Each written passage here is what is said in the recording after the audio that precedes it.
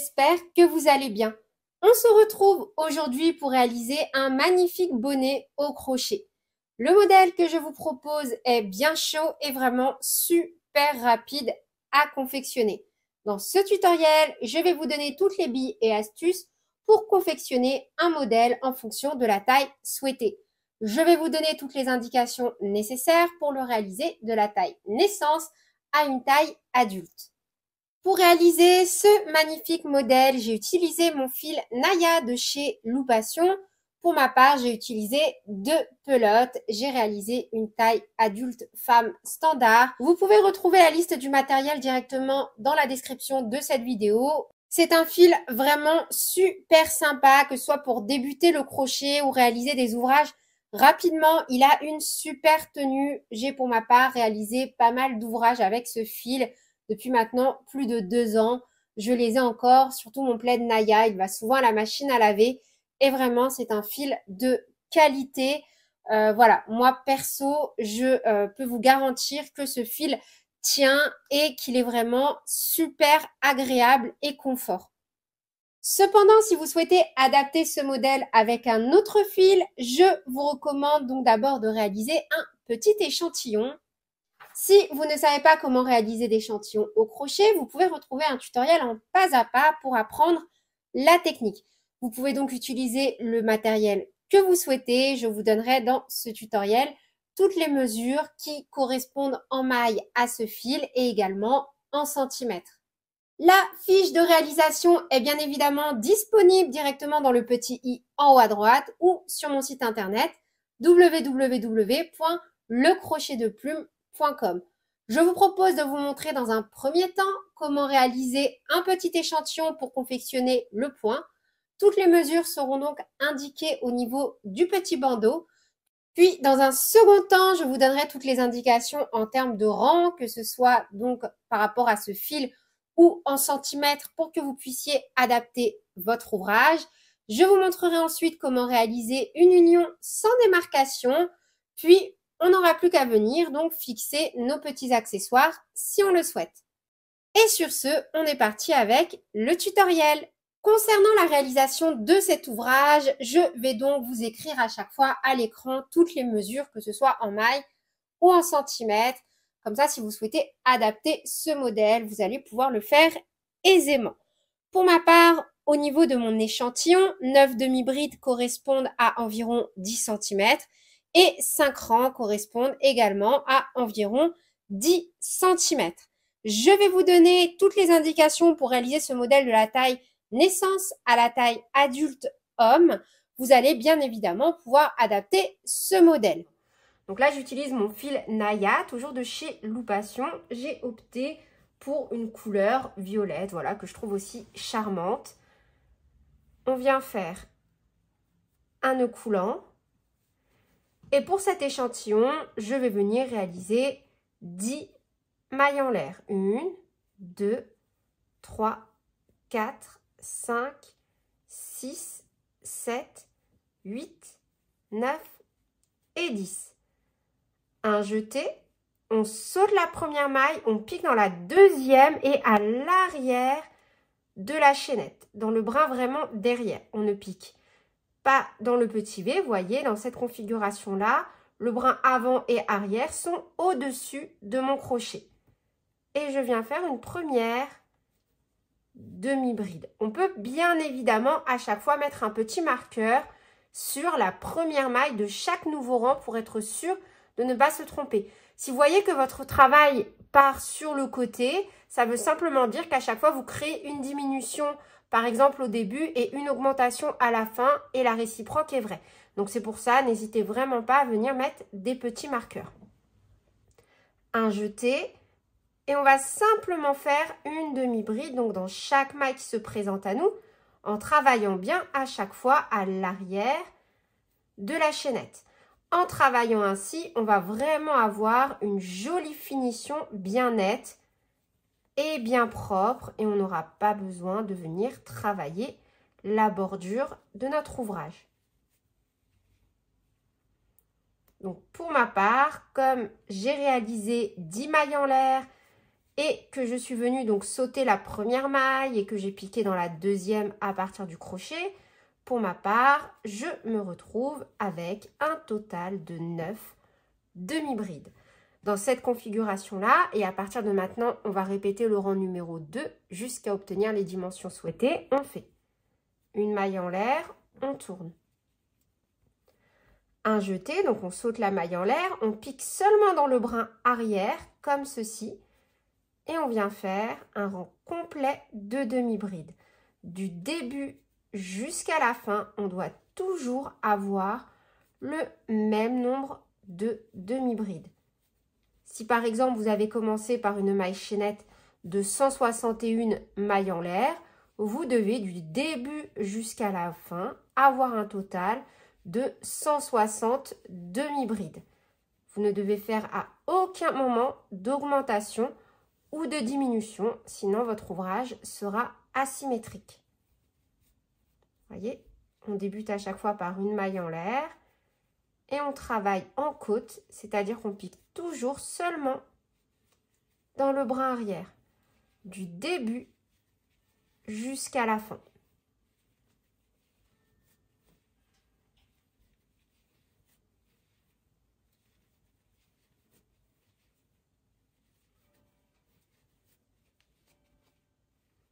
Une maille en l'air, on tourne, on saute la maille en l'air, un jeté, on pique dans la suivante toujours que dans le brin arrière. Et on réalise nos demi-brides.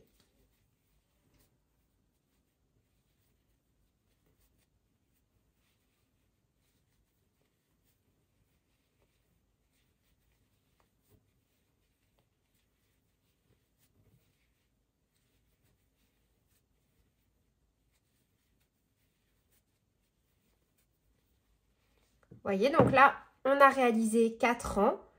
1, 2, 3, 4. Et à chaque fois qu'on a 2 rangs, on a des bandes, comme ceci. Et on travaille donc ainsi de suite jusqu'à obtenir les dimensions souhaitées.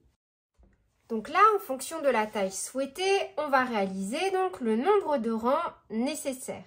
Une fois que c'est bon, qu'on a les dimensions voulues, on va venir replier et unir. Donc, je vous laisse noter bien évidemment les petites mesures qui s'affichent à l'écran concernant le nombre de rangs et les mesures en centimètres. Comme ça, encore une fois, si vous souhaitez partir en roue libre sur cet ouvrage, vous allez pouvoir le faire aisément avec le fil que vous souhaitez.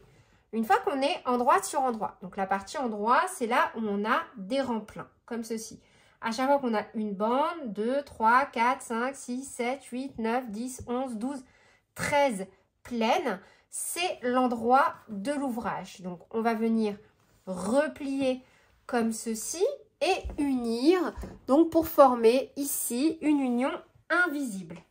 Pour ça, je vais donc moi utiliser toujours mon crochet taille numéro 8 et je vais venir réaliser déjà une maille en l'air.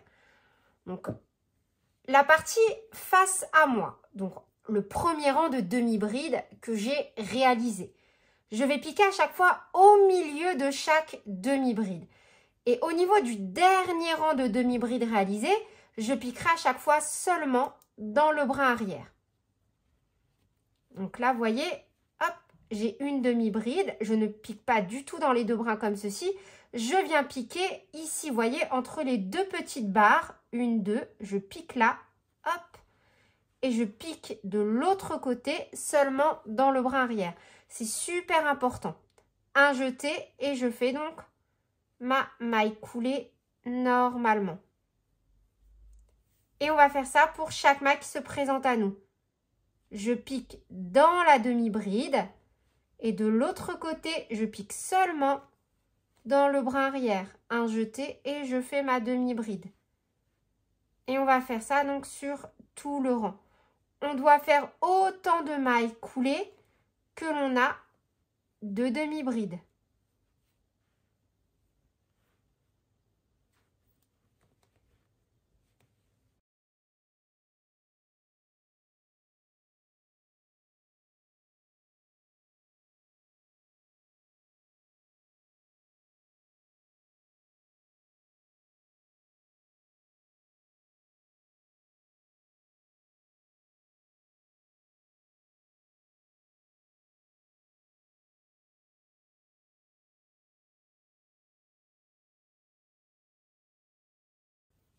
Et idem, donc, dans la dernière demi-bride et dans le dernier brin arrière.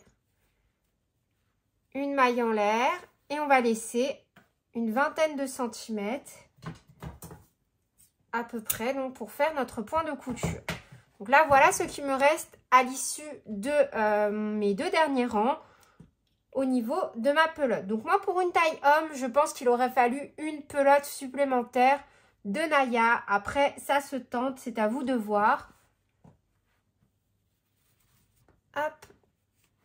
Et on va tout simplement maintenant unir la partie du haut. Et on va tout simplement unir, hop, donc cette partie-là. Hop. Voilà.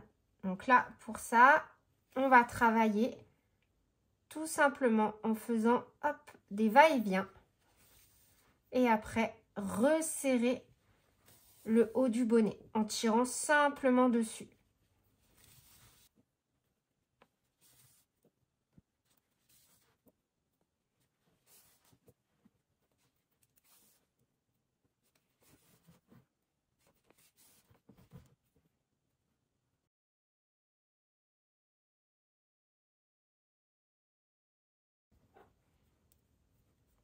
Hop, donc là, je fais un petit nœud de sécurité et je vais en profiter donc de nouveau pour venir refaire un ultime petit tour pour finir de bien serrer le sommet de mon ouvrage.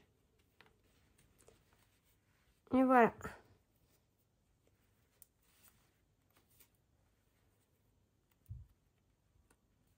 Donc on coupe, on vient cacher ensuite nos fils. Donc là, vous voyez, on n'a absolument aucune démarcation. Donc moi, à ce stade, je vais venir fixer un petit label comme ceci, ainsi qu'un petit pompon. Donc là, j'ai opté pour un pompon qui se clipse comme ceci. Vous pouvez en retrouver donc de nombreux modèles. Et voyez au niveau de la démarcation, donc juste lorsque l'on rabat, si on souhaite donc rabattre tout simplement notre modèle comme ceci, on aura donc forcément sur le modèle rabattu une petite démarcation. Voilà, je trouve que c'est vraiment pas gênant, mais c'est simplement quand même pour vous le montrer en vidéo de ce côté. Et donc moi je vais simplement venir coudre comme ceci mon petit label et fixer mon pompon et mon bonnet sera terminé. Et voilà, c'est tout pour cette vidéo. J'espère qu'elle vous aura plu. Sur ce, je vous fais plein de bisous. Prenez bien soin de vous et à très bientôt pour de nouveaux tutoriels. Salut!